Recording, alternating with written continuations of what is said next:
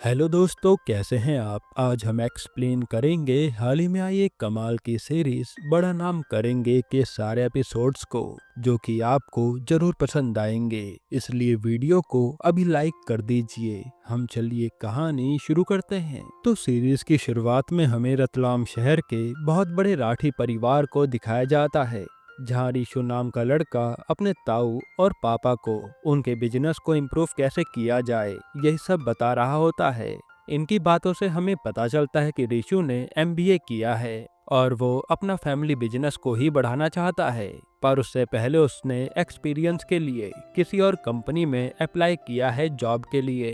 खैर, तभी वहाँ रिशु की ताई आती है जो कहती है कि रिशु की उम्र हो गई है और हम कल एक लड़की देखने जा रहे हैं, जिस पर रिशु लड़की देखने से मना करने लगता है। लेकिन उसके पापा उसे समझाते हैं कि एक बार लड़की देख लो, कौन सा अभी शादी हो रही है। तब रिशु भी यहाँ किसी की बात को टाल नहीं सकता था। अब हमें अगले दिन इंदौर में एक फैमिली को दिखाते हैं जो रेस्टोरेंट में रिशु की फैमिली के आने का वेट कर रहे थे, यानी आज रिशु यही लड़की देखने आने वाला है। फिर हमें सौरभी को दिखाते हैं जिसे उसकी मम्मी लड़के वालों के सामने कैसे बिहेव करना है सब बता रही थी। हालांकि सौरभी के पापा को विश्वास था कि वो सब हैंडल कर लेगी। इसके बाद वहाँ सब लोग आ जाते हैं, पर रिशु को लड़की देखने का बिल्कुल भी मन नहीं था।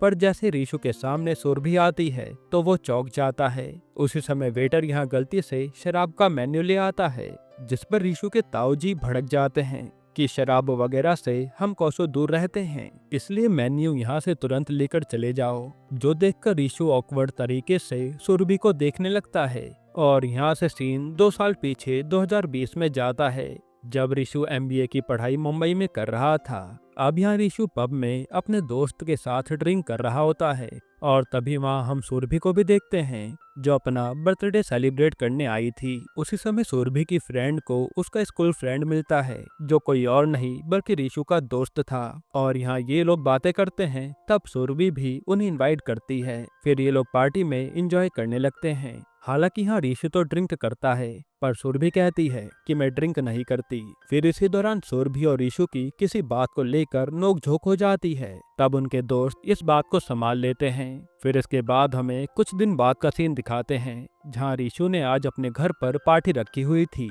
उसी पार्टी में रिशु के दोस्त ने अपने कॉन्टेक्ट की मदद से एक बिजनेसमैन को भी बुलाया था, ताकि रिशु से उसकी बातचीत बढ़ पाए। असल में इस बिजनेसमैन ने अपने एक छोटे से बिजनेस को पूरी कंट्री में फैलाया था और रिशु चाहता था कि वो उसे के अंडर रहकर काम करना सीख जाए, ताकि वो अपनी फैमिली बिजनेस को भी पूरी दुनिया में फैला सके। तब यह आदमी बात करने के बाद कहता है कि तुम अपना सीवी भेज देना, तब देखते हैं कि तुम कंपनी के लायक हो या नहीं। यानी रिशु को चांस तो मिल ही गया था।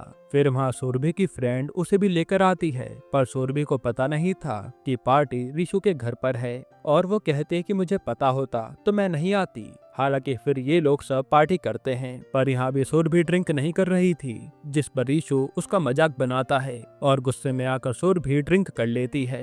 अब सीन प्रेजेंट में आता है और इन दोनों के घर वालों को पता नहीं था कि ये लोग एक दूसरे को जानते हैं। फिर वो कहते हैं कि तुम दोनों जाकर अकेले में बात कर लो। यहाँ से सीन दोबारा पास्ट में जाता है और पार्टी के दौरान ही इन लोगों को पता चलता है कि कोविड बहुत तेजी से फैलने के कारण सरकार ने 21 दिन का लॉकडाउन लगा दिया है, इसलिए तुरंत सब लोग अपने अपने घर निकल जाते हैं। हालांकि सुरभि की फ्रेंड को सुरभि कहीं नहीं मिलती, तो उसे लगता है कि वो वापस हॉस्टल चली गई होगी। वहीं रिशु भी जाकर चुपचाप सो जाता है। अब अगले दिन जैसे रिशु उठता है तो उसे बेडरूम में सुरभि सोती हुई दिखती है और ये देखकर उसके होश उड़ जाते हैं। अब सीन प्रेजेंट में आता है तो रिशु से सुरभि पूछती है कि तुमने यहाँ आने से पहले ये नहीं देखा था कि लड़की कौन है जो तुम यहाँ चले आए। तब रिशु मना करता है, लेकिन सुरभि कहती है कि मैंने घर वालों से सुना तो था कि हम किसी फैमिली से मिलने जा रहे हैं, लेकिन मुझे लगा कि तुम भी मिलने में इंटरेस्टेड होगे, इसलिए मैं आ गई। फिर रिशु कहता है कि वैसे मैं तुम्हें महीनों से ढूंढ रहा था, क्योंकि मुझे उस टाइम तुमसे बात कहनी थी, पर तुमसे उसके बाद मिलना हुआ ही नहीं। जिस पर सुरभि कहती है कि मेरे बड़े भाई शेखर की जॉब चली गई थी, ऊपर से घर पर एक इमरजेंसी आ गई थी, इसलिए मुझे वापस आना पड़ा। अब ये किस बारे में बात कर रहे हैं ये आपको आगे पता चल जाएगा। हालांकि इन दोनों को देखकर ये तो साफ था कि दोनों ही एक दूसरे को काफी पसंद करते हैं।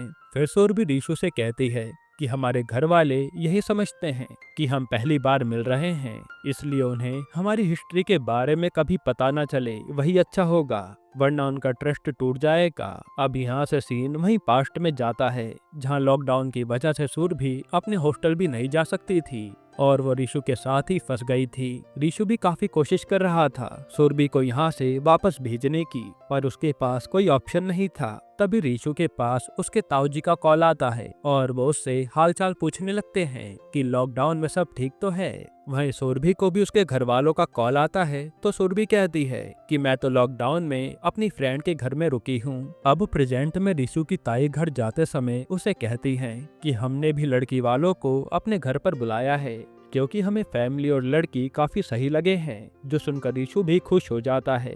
वही सुरभि के मम्मी पापा को भी लड़के की फैमिली पसंद आती है, पर सुरभि का भाई शेखर कहता है कि हमें इतनी जल्दी नहीं करनी चाहिए, पहले लड़के के बारे में सब पता कर लेते हैं, हम ऐसे ही किसी को अपनी लड़की का हाथ नहीं दे सकते। इसके बाद रात के समय जब रीशु अपने मम्मी पापा के पास बैठा होता है तो वो पूछता है कि बुआ जी भी आ रही है क्या कल। यहाँ इनकी बातों से हमें पता चलता है कि रीशु की बुआ ने 20 साल पहले एक ऐसा कांड कर दिया था जिसके कारण आज तक उसके ताऊ और ताई उनसे बात नहीं करते। हालांकि बाकी फैमिली मेंबर्स अपनी बुआ और फूफा को बहुत मानते हैं। तब उसके पापा कहते हैं कि एक झूठी है जिससे हमारी फैमिली को सख्त नफरत है, यही कारण है कि ताऊ जी तुम्हारी बुआ से बात नहीं करते। जो सुनकर रीशु भी शांत हो जाता है। फिर यहाँ से सीन पास्ट में जाता है, जहाँ सुरभि और रीशु दोनों टेंशन में थे। रीशु अपने दोस्त से कॉल पर कहता है कि मेरे घर वालों को पता चला ना कि कोई लड़की मेरे फ्लैट पर है तो वो लोग ना जाने मेरा क्या हाल करेंगे। हालांकि इनके पास कोई और ऑप्शन नहीं था तो ये दोनों यहीं पर मैनेज करने लगते हैं, पर रीशु अभी भी ठीक से सुरभि से बात नहीं कर रहा था। अब प्रेजेंट में अगले दिन सुरभि की फैमिली रीशु के घर जा रही होती है, पर शेखर अभी भी रीशु के परिवार की हिस्ट्री जानने के लिए टेंशन में था। वो अपने पापा से कहता है कि मैंने अपने एक जानने वाले को रीशु की फैमिली के बारे में पता करने को कहा है और वो जल्द ही हमें सब बता देगा। अब जैसे ये लोग रीशु के घर के बाहर पहुंचते हैं, तभी शेखर को उसके जानकार का कॉल आता है कि मैंने रीशु की फैमिली के बारे में सब पता कर लिया है। तब वो आदमी बताता है कि रीशु की एक बुआ है जो 20 साल पहले एक लड़के से प्यार करती थी, पर उसके भैया इस रिश्ते के लिए नहीं माने तो लड़के की बुआ घर से भाग गई थी। पर बाद में रीशु के ताऊ जी अपनी बहन को घर पर लाए और उन्होंने उसकी शादी कहीं और करवा दी ताकि उनकी नाक ना कटे।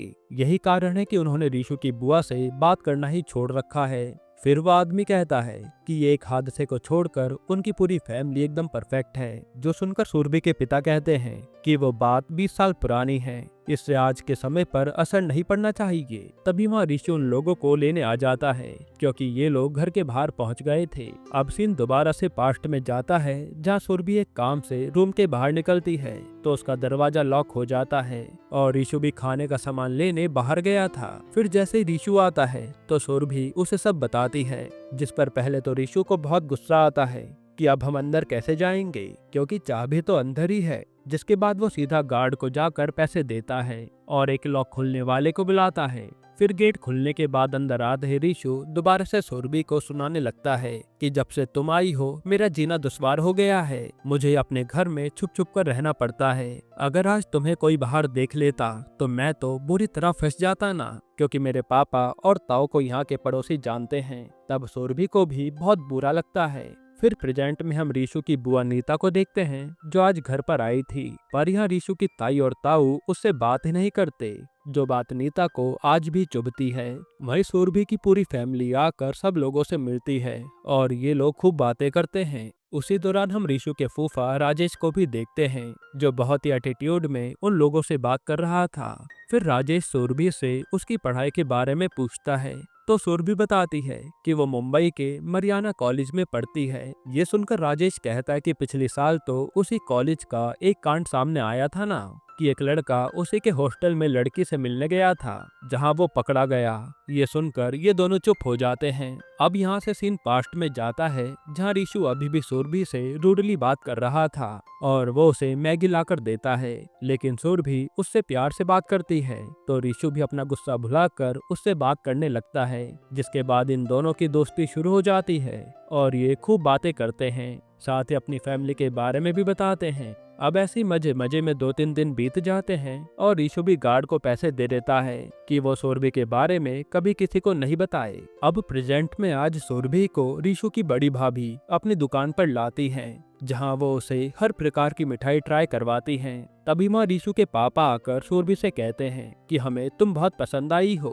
अब चाहे ये शादी हो या ना हो, पर मैं तुम्हें ये चांदी का सिक्का दे रहा हूँ अपने आशीर्वाद के तौर पर। जो सुनकर सुरभि इमोशनल हो जाती है कि ये फैमिली कितनी अच्छी है। अब पास्ट में हम देखते हैं कि एक दिन अचानक रीशु की तबीयत खराब हो जाती है और सुरभि को लगता है कि उसे कोरोना हो गया है। ये जानकर रीशु के होश उड़ जाते हैं। फिर सुरभि तुरंत अपने एक डॉक्टर दोस्त की हेल्प से रीशु के टेस्ट का इंतजाम करवाती है और टेस्ट लेने के बाद वो डॉक्टर कहता है कि अगर रिजल्ट नेगेटिव आया तो अच्छी बात है, वरना आपको नगर पालिका वाले उठा ले जाएंगे। ये सुनकर रीशु और भी ज्यादा डर जाता है। साथ ही सुरभि भी काफी ज्यादा डरी हुई थी। यहाँ सीन दोबारा प्रेजेंट में आता है और जाने से पहले सब लोग फोटो क्लिक करवाते हैं। तभी राजेश देखता है कि सुरभि और रीशु ने हाथ पकड़ रखा है, जो बात उसे थोड़ी अजीब लगती है। फिर रीशु अपनी ताई से कहता है कि आप सबने तो सुरभि से बात कर ली, पर मुझे भी तो बात करने का मौका दिलवाइए। जिस पर रीशु की ताई सुरभि के पापा से कहती है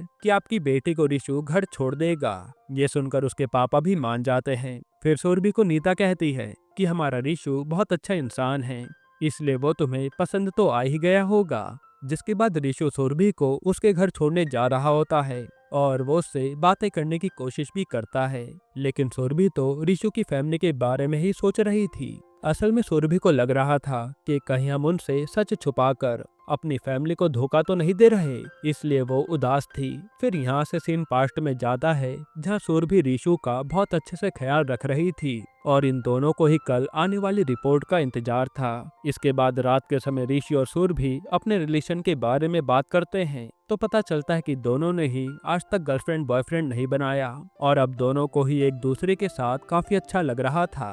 अब अगले दिन रीशु की कोविड रिपोर्ट आती है जो नेगेटिव थी। ये सुनकर दोनों खुश हो जाते हैं और यहाँ दोनों एकदम से क्लोज भी आते हैं, पर फिर ये अपनी फीलिंग्स रोक देते हैं क्योंकि सिचुएशन ऑकवर्ड हो गई थी। अब सीन प्रेजेंट में आता है, जहाँ रीशु सुरभि को घर छोड़ देता है और उसे सुरभि का इतना शांत रहना सही नहीं लग रहा था। वहीं राजेश रीशु की फैमिली को बताता है कि लड़की तो अच्छी है, पर मुझे एक बात खटक रही है कि ऋषि और सुरभि ने हाथ पकड़ रखा था फोटो के दौरान, पर दो ही मुलाकात में ये दोनों इतने करीब कैसे आ गए कि हाथ पकड़ लें। आगे राजेश कहता है कि लड़की मुंबई में रही है, इसलिए हमें उसकी पूरी हिस्ट्री पता करनी चाहिए। जिस पर ताऊ जी को भी राजेश की बात सही लगती है और वो राजेश से कहते हैं कि आप पता कीजिए। इधर रीशु को उसके मुंबई के दोस्त का फोन आता है कि तुझे उसी बिजनेसमैन की कंपनी में जॉब मिल गई है, इसलिए तू जल्दी से आकर ज्वाइन कर ले। पर रीशु तो अभी भी सुरभि की चुप्पी को लेकर परेशान था और वो कोई रिस्पॉन्स नहीं देता। फिर रीशु से उसका जिगरी दोस्त मोंटी मिलता है, जिसे सुरभि और रीशु के बारे में सब पता था। तब रीशु उसे ये भी बता देता है कि किस्मत से मेरा रिश्ता उसी के साथ हो रहा है, जो सुनकर मोंटी भी खुश हो जाता है। फिर रीशु से कहता है कि आज तेरी भाभी एकदम चुपचाप थी, पता नहीं ऐसा क्या हो गया। तभी रीशु को कुछ याद आता है और वह सुरभि को कॉल करके पूछता है कि कहीं मैंने तुम्हारा बिना परमिशन के हाथ पकड़ लिया था, इसलिए तुम गुस्सा तो नहीं हो। तब सुरभि कहते कि ऐसी कोई बात नहीं है, वैसे मुझे तुमसे कुछ जरूरी बात करनी है। जिस पर रीशु कहता है कि ठीक है, मैं अभी आ रहा हूँ, और वो इसी समय रतलाम से सीधा सुरभि के होम टाउन की ओर निकल जाता है। फिर ऋषि और सुरभि मिलते हैं, जहां सुरभि कहती है कि मुझे अच्छा नहीं लग रहा कि हम अपनी फैमिली से झूठ कह रहे हैं, वो लोग बहुत ही सच्चे हैं, इसलिए मैं ये रिश्ता सच से शुरू करना चाहती हूँ। इस पर रीशु कहता है कि अगर मेरी फैमिली को लॉकडाउन की बात पता चली तो वो इस शादी के लिए मना कर देंगे, मैं अपनी फैमिली को अच्छे से जानता हूँ। तब सुरभि कहती है कि तो हम ऐसे शादी नहीं कर सकते। इस पर रीशु से बैठाकर समझाता है कि जिस तरह मैं मुंबई में रहता था और जिस तरह मैं यहाँ रहता हूँ उसमें फर्क है। मेरे घर वाले बहुत ही संस्कारी हैं, लेकिन वो ये बात कभी पचा नहीं पाएंगे कि हम पहले एक दूसरे के साथ रह चुके हैं। यहाँ अब ऋषि और सुरभि दोनों ही टेंशन में आ जाते हैं कि ऐसे में करे क्या। फिर पास्ट में हम देखते हैं कि आज सुरभि को कॉलेज से एक गाड़ी पिक करने आई हुई थी, क्योंकि कुछ लड़कियां हॉस्टल से बाहर ही फंस गई थी, जिसमें से एक सुरभि भी थी। तब यहाँ से जाते समय सुरभि को बहुत बुरा लग रहा होता है और रीशु भी काफी उदास था कि सुरभि उससे दूर जा रही है। जिसके बाद सुरभि यहाँ से चली जाती है। अब ऐसे रीशु का आज का दिन सुरभि की याद में बीतता है और उसे अपने घर पर सुरभि का इयररिंग मिलता है, जो देखकर रीशु तुरंत लोगों से बचते बचाते सुरभि के हॉस्टल में घुस जाता है और उसे कॉल करके अपने पास बुलाता है। अब यहाँ रीशु को देखकर सुरभि हैरान हो जाती है। हालांकि वो उसे अपने रूम में लाती है और आज ये दोनों पहली बार किस करते हैं, क्योंकि दोनों को एक दूसरे से प्यार हो गया था। फिर जब रीशु वहाँ से जाने लगता है तभी उसे गार्ड पकड़ लेता है, जिस पर सुरभि की दोस्त दिव्या रीशु को बचाने में मदद करती है और रीशु वहाँ से भाग निकलता है। इसके बाद हम देखते हैं कि दोनों की लव स्टोरी शुरू हो चुकी थी और दोनों अक्सर अपनी फोटोज भेजा करते थे। फिर एक दिन जब लॉकडाउन खत्म होता है तो रीशु सुरभि से मिलने उसके पास आ रहा होता है, लेकिन तभी रीशु को उसका मैसेज आता है कि मेरे घर पर इमरजेंसी आ गई है, इसलिए मैं अपने पापा मम्मी के पास जा रही हूँ। जो देखकर रीशु शॉक्ड हो जाता है। अब प्रेजेंट में सुरभि की भाभी इन सबसे रीशु की फैमिली के बारे में पूछती है तो सुरभि के पापा उनकी खूब तारीफ किए जा रहे थे। तभी यहाँ एक लेटर आता है जिसमें लिखा था कि कोविड के कारण सब लोगों की सैलरी आधी हो गई है। असल में ये समय कोविड के कुछ टाइम बाद का ही है और सुरभि के पापा प्राइवेट कॉलेज में लेक्चरर थे। ये सुनकर सब लोग टेंशन में आ जाते हैं, क्योंकि शेखर की भी अभी तक जॉब नहीं लगी है। पर शेखर की पत्नी कहती है कि मैं हूं ना, मेरा काम अच्छा चल रहा है, सब मैनेज हो जाएगा। हालांकि इस समय शेखर की वाइफ भी प्रेग्नेंट थी। तभी सुरभि कहती है कि पापा हमें शादी की बात पोस्टपोन कर देनी चाहिए, क्योंकि अभी हमारी कंडीशन ठीक नहीं है। जिस पर उसके पापा कहते हैं कि बेटा सब कुछ मैनेज हो जाएगा। वहीं हमें पता चलता है कि सुरभि का छोटा भाई भी कुछ ही समय में यूएस जाने वाला है, इसलिए उसने वीजा के लिए अप्लाई कर रखा है। इधर आज रीशु के लिए एक और लड़की का रिश्ता आता है, जिस पर उसकी ताई कहती है कि हमें दूसरी लड़की को भी देखना चाहिए ताकि हमारे पास ऑप्शन हो। लेकिन रीशु को ये बात सुनकर अच्छा नहीं लगता। हालांकि वो अपने बड़ों से कुछ कह भी नहीं पाता। इधर राजेश अपने कांटेक्ट की मदद से मुंबई के मरियाना कॉलेज के हॉस्टल की वार्डन का नंबर निकलवाता है, जो देखकर नीता को ये बात अच्छी नहीं लगती कि किसी लड़की की इतनी ज्यादा जांच पड़ताल की जा रही है। और हम इनकी बातों से समझ पाते हैं कि राजेश ने नीता के भाई के कहने पर ये शादी की थी और वो आज भी नीता को उसके भागने वाली गलती का एहसास कराता रहता है। इधर सुरभि से मिलने एक जगह रीशु आता है और वो कहता है कि मैं तुमसे प्यार करता हूँ, इसलिए मैं तुमसे वादा कर रहा हूँ कि कभी भी सच सामने नहीं आने दूंगा और हम दोनों अच्छे पति पत्नी की तरह रहेंगे। जो सुनकर सुरभि भी रीशु की बात मान लेती है। अब हम काउंसिल की मीटिंग देखते हैं, जहां रीशु के ताऊ जी अध्यक्ष थे और सब उनकी इज्जत करते थे। इस काउंसिल में बिजनेस से रिलेटेड सारे फैसले लिए जाते थे। आज यहाँ दो बिजनेसमैन लड़ाई करके अपना अपना बिजनेस अलग कर रहे थे, जिस पर सही गलत देखते हुए ताऊ जी एक आदमी के पक्ष में फैसला सुनाते हैं, जो सुनकर दूसरे वाले को बहुत बुरा लगता है। तभी ताऊ जी को रीशु के पापा का फोन आता है, जो बताते हैं कि लड़की वालों ने हाँ कह दिया है। फिर राजेश फोन लेकर कहता है कि मैंने भी सब पता कर लिया, लड़की बहुत ही सुशील है।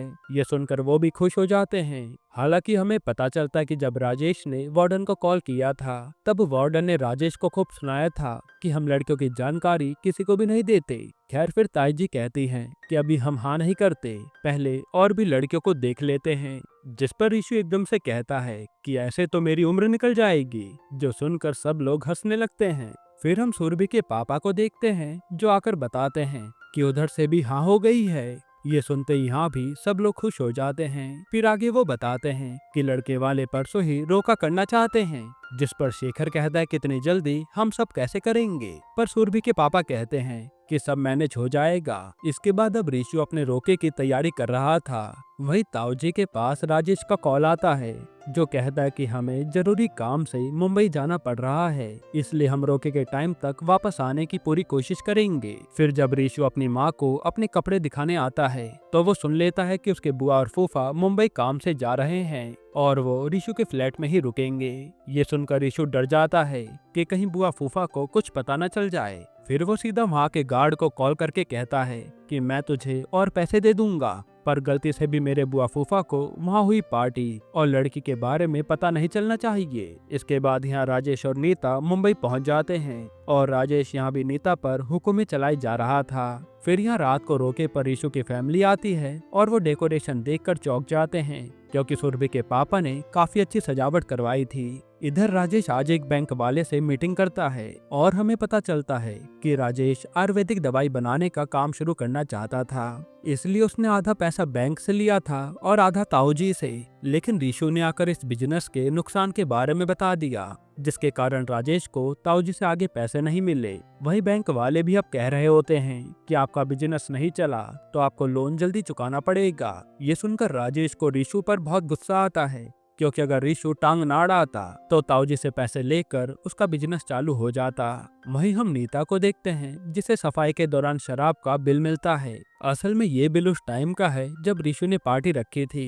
अब ये बिल देखते ही वो उसे अपने पति से छुपा लेती है और सीधा गार्ड के पास आकर उसे सब कुछ सच बताने को कहती है, जिस पर गार्ड डर के मारे उन्हें सब बता देता है कि यहाँ एक लड़की भी कुछ दिन रहने आई थी। उसी समय ये बात पीछे खड़ा राजेश भी सुन लेता है। इधर रोके पर रीशु सुरभि के लिए गाना गाता है और यहाँ सब लोग खूब एंजॉय करते हैं। उसी समय हम देखते हैं कि राजेश का ताऊजी पर फोन आ रहा है, यानी वो सब इन्हें बता देगा, पर ताऊजी तो फंक्शन में बिजी होते हैं। इसके बाद यहाँ रीशु और सुरभि का रोका हो रहा होता है। फिर वहीं रीशु के पिता जब राजेश को कॉल करते हैं तो वो कहता है कि मैं आपको घर पर ही मिलूंगा, अभी तो मैं मुंबई में ही हूँ। इसके थोड़ी देर में रीशु के पास उसकी बुआ का कॉल आता है, जो बताते कि तेरे फूफा को सब पता चल गया है, इसलिए वो घर पर आकर कुछ भी पूछेंगे तो तू ना ही कहना, वरना बात बिगड़ जाएगी। और वो इस समय मरियाना हॉस्टल के गार्ड से जानकारी ले रहे हैं। ये सुनते रीशु की धड़कन बढ़ जाती है कि वो अब करे क्या, पर वो चुपचाप आकर अपना रोका कर लेता है।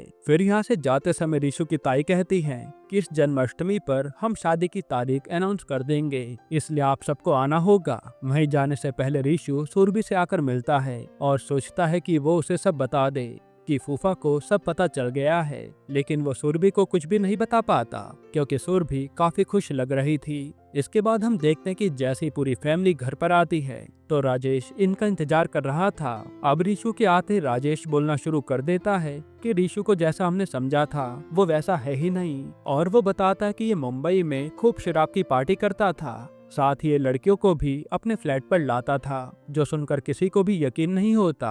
हालांकि यहाँ रीशु कुछ भी नहीं बोल पाता। फिर आगे राजेश कहता है कि रीशु एक लड़के से मिलने मरियाना हॉस्टल में भी गया था, उसी हॉस्टल में जहाँ सुरभि रहती है, और वहीं इसे गार्ड ने पकड़ा था, जिसने इसकी फोटो देखते ही इसे पहचान लिया और उसी ने बताया था कि इसका चक्कर किसी दिव्या नाम की लड़की के साथ था। ये सुनकर रीशु की माँ उसे भी सच बोलने के लिए कहती है, पर रीशु चुपचाप वहाँ से चला जाता है और आज पूरी फैमिली की नजरों में रीशु गिर गया था। इधर सुरभि की फैमिली शादी की बातें कर रही थी कि उन्हें क्या क्या अरेंजमेंट करनी है। साथ ही सुरभि के पापा शेखर से कहते हैं कि रीशु के बुआ फूफा के गिफ्ट तो हमारे ही पास हैं, उन्हें कब देना है। जिस पर शेखर कहता है कि मैंने एक अंकल के हाथों उनके घर पर गिफ्ट भिजवा दिया है। वहीं हम नीता और राजेश को देखते हैं, जहां नीता अपने पति को खूब सुनाती है कि तुमसे एक झूठ नहीं छुपाया गया, जो हाल मेरे घर वालों ने मेरा किया था अब वही हाल रीशु का भी हो जाएगा।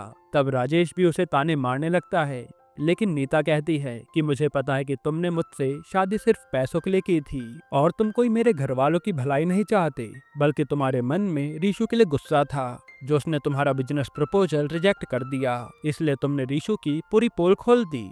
जो सुनकर राजेश भी भड़क जाता है कि ये तो सच है कि रीशु दारू पीता था और वो लड़की के साथ भी रह चुका है। तभी हम देखते हैं कि ये बात शेखर का भेजा अंकल सुन लेता है। इसके बाद यहाँ जब सुरभि अपनी माँ का लहंगा शादी के लिए तैयार कर रही होती है, तभी उन अंकल का सुरभि के पिता पर फोन आता है और वो रीशु की ये बातें उन्हें बता देते हैं। जो सुनकर तो एकदम से सुरभि के पिता को अटैक आ जाता है और सब लोग उन्हें हॉस्पिटल लेकर भागते हैं। अब यहाँ से सीन पास्ट में जाता है, जहाँ आज रीशु और सुरभि लॉकडाउन खुलने के बाद मिलने वाले थे और रीशु से कहता है कि आज मैं तुमसे अपने दिल की बात कहने वाला हूँ, इसलिए तुम जल्दी मिलो। तब सुरभि भी आ रही होती है, लेकिन तभी सुरभि को उसके भाई का कॉल आता है कि पापा को मिनी हार्ट अटैक आया है, इसलिए सुरभि तुरंत अपने घर निकल जाती है और वो रीशु को मैसेज करके बताती है कि एक इमरजेंसी के कारण मुझे घर जाना पड़ रहा है। इसी के बाद से रीशु और सुरभि दोबारा नहीं मिले थे। अब प्रेजेंट में सुरभि अपने पापा को लेकर बहुत उदास थी और उसके घर वालों को भी अंकल ने सब बता दिया था। वही रीशु आज अपने पापा से आकर माफी मांगता है, लेकिन उससे कोई भी बात करना नहीं चाहता था। इधर सुरभि बार बार रीशु को कॉल कर रही होती है, लेकिन हमें पता चलता है कि कल के तमाशे के बाद रीशु का फोन तो उसके बड़े भाई असीम के पास ही है। तब असीम की बीवी सुरभि से कॉल पर कहती है कि रीशु तो अभी बाहर गया है और वो आएगा तो बात करा दूंगी। सुरभि भी बताते हैं कि पापा को अटैक आया है, जो सुनकर ये लोग चौंक जाते हैं। हालांकि ये लोग नहीं चाहते थे कि सुरभि के घर वालों को रीशु के कांड के बारे में पता चले। वहीं यहाँ शेखर अपनी माँ से कहता है कि हमने शादी में जल्दबाजी कर दी, मैं रिश्ता तोड़ दूंगा। लेकिन सुरभि कहते कि पापा एक बार ठीक हो जाएं तो घर चलकर आराम से बात करेंगे। जिसके बाद सुरभि मोंटी को कॉल करके रीशु के बारे में पूछती है, क्योंकि रीशु की उससे कल रात से बात नहीं हुई थी और वो उसे अपने पापा के अटैक के बारे में भी बताती है। वहीं यहाँ घर पर रीशु के ताऊजी कहते हैं कि हम रीशु के बारे में उन लोगों को सच नहीं बताएंगे, वरना हमारे परिवार की काफी बदनामी होगी। फिर वह रीशु के पापा मम्मी से कहते हैं कि आप दोनों सुरभि के पापा का हालचाल लेने जाइए। वहीं हम शेखर को देखते हैं, जिसके पास उसी आदमी का कॉल आता है जिसने रिश्ता करवाया था। तब शेखर उसे साफ साफ कह देता है कि हमें रिश्ता तोड़ रहे हैं। इसके बाद जब रीशु के मम्मी पापा सुरभि के पापा के पास आ रहे थे, तब उन्हें उसी आदमी का कॉल आता है और वो वापस अपनी गाड़ी घुमा लेते हैं। फिर वो आकर ताऊजी को बताते हैं कि उन लोगों ने रिश्ता तोड़ दिया है।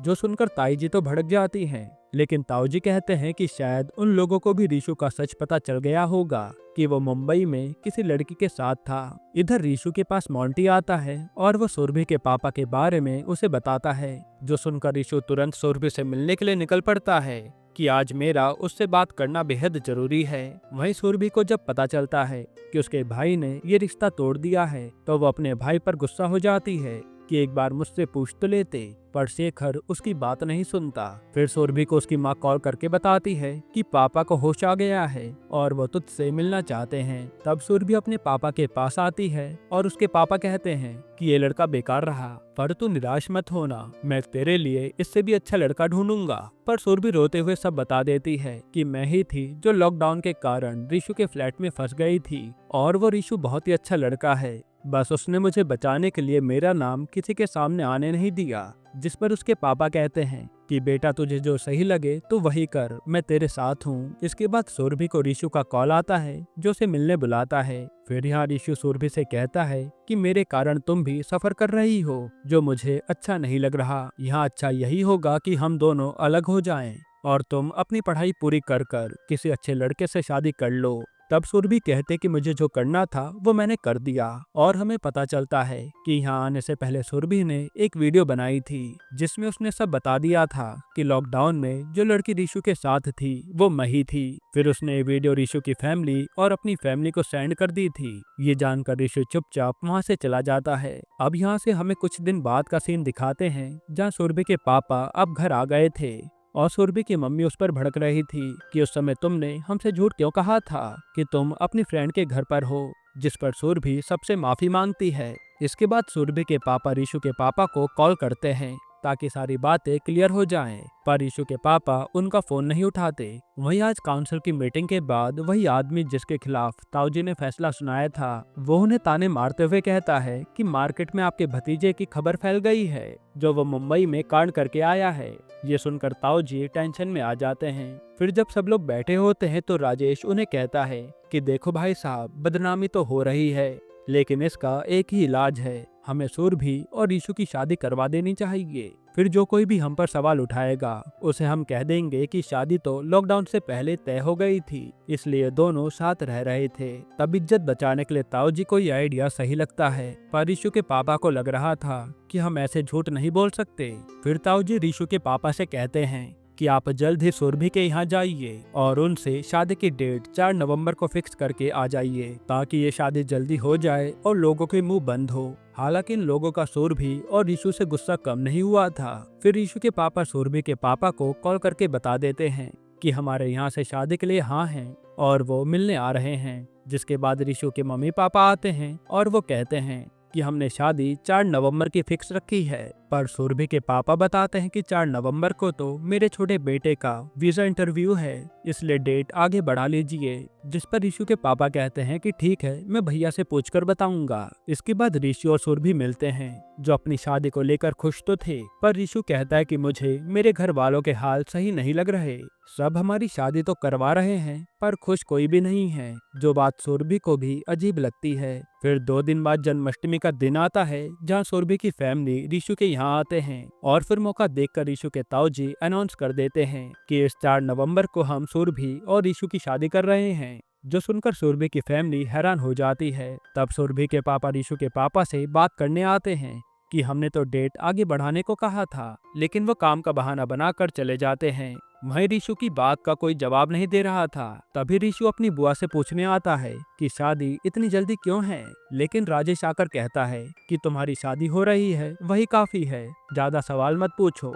ये सुनकर ऋषु को बहुत बुरा लगता है। इसके बाद ऋषु अपनी और सुरभि की फैमिली को लेकर घर में आता है, और वो कहता है कि अगर ताऊजी और ताईजी ने हमें माफ कर दिया है तो हमारे सर पर हाथ रख दें, पर ताऊ और ताई ऐसा नहीं करते। ये देखकर ऋषु कहता है कि मुझे पता था आप लोग सिर्फ दुनिया को दिखाने के लिए हमारी शादी करवा रहे हैं, और आप कभी हम दोनों को एक्सेप्ट नहीं करेंगे, इसलिए अब हमने डिसाइड किया है कि हम ये शादी नहीं करना चाहते। फिर ऋषु यहाँ आज अपने ताऊजी को खूब सुनाता है कि आपने पहले बुआ को दूर कर दिया, वो भी इतनी पुरानी गलती के लिए, और अब आप मुझे भी दूर कर रहे हैं। जिस पर नीता भी बोल पड़ती है कि भैया ऐसे तो आप अकेले ही रह जाएंगे और आपसे सब लोग दूर भागेंगे। तब सुरभि भी अपना पक्ष रखती है, और फिर यह पूरी फैमिली यहाँ से चली जाती है। साथ ही सुरभि ऋषु के पापा को चांदी का सिक्का लौटा देती है कि जब मेरा यहाँ से कोई रिश्ता ही नहीं है तो मैं लेकर क्या करूँगी। फिर सब लोगों की बातें सुनने के बाद ताऊजी गुमसुम बैठ गए थे, और उन्हें कहीं न कहीं इस बात का एहसास होने लगा था कि वो कुछ ज्यादा ही सख्ती अपनी फैमिली से बरत रहे थे। फिर कान्हा जी की आरती का समय आता है तो पूरी फैमिली आरती करने आती है, लेकिन आरती होते ही ताऊजी जाने लगते हैं। तब उन्हें ऋषि रोकता है और रोते हुए गले से लगा लेता है, जहाँ अब ताऊजी का भी दिल पिघल जाता है और वो अपनी नाराजगी को भूल जाते हैं। फिर वो अपनी बहन से भी माफी मांगते हैं कि मुझे ऐसे बात करना बंद नहीं करना चाहिए था, जिसके बाद ये फैमिली एक हो जाती है। अब हमें कुछ समय बाद का सीन दिखाते हैं, जहाँ सुरभि अब मुंबई वापस अपनी पढ़ाई के लिए जा रही थी। तभी रतलाम का स्टेशन रास्ते में आता है और ऋषु तुरंत उसके पास आ जाता है, जिसे देखकर सुरभि चौंक जाती है। फिर ऋषु उसे ट्रेन से उतारकर पूरी फैमिली से मिलवाता है, जहाँ सुरभि की फैमिली भी आई हुई थी। और यहाँ आज ऋषु के ताऊ कहते हैं कि मैंने जल्दबाजी में गलत फैसला लिया था, पर अब मैं किसी से भी नाराज नहीं हूँ, और मैं चाहता हूँ कि तुम हमारी बहू बनो, और हाँ, शादी जब तुम चाहोगी पढ़ाई के बाद तभी होगी। तब तक ऋषु भी मुंबई जा रहा है अपनी जॉब के लिए। इस पर सुरभि खुश हो जाती है। फिर वो लोग सुरभि और ऋषु को मुंबई जाने के लिए ट्रेन में बैठा देते हैं। तभी ऋषु को उसके दोस्त का कॉल आता है कि तुझे जो नौकरी मिली थी उससे तो तुझे निकाल दिया गया, क्योंकि तूने टाइम पर उनकी मेल का रिप्लाई नहीं दिया। जो सुनकर सुरभि ऋषु से कहती है कि अब हम साथ हैं तो सब सही हो जाएगा और तुम अपना बिजनेस और भी बड़ा कर पाओगे। इसी के साथ ये सीरीज खत्म होती है। दोस्तों, आपको ये सीरीज कैसी लगी हमें कमेंट में जरूर बताइएगा। वैसे मैं आपको छोटा सा रिव्यू दूं तो ये सीरीज पूरी विवाह मूवी का फील देती है, जो मुझे तो काफी सही लगी। बाकी आप अपनी राय कमेंट में जरूर दीजिएगा, और इसके अलावा आप कौन सी मूवी या सीरीज का एक्सप्लेनेशन चाहते हैं वो भी कमेंट कीजिएगा। बाकी अगर आपको हाल ही में आई एक कमाल की मूवी देखनी है तो आप ये वीडियो देख लीजिए।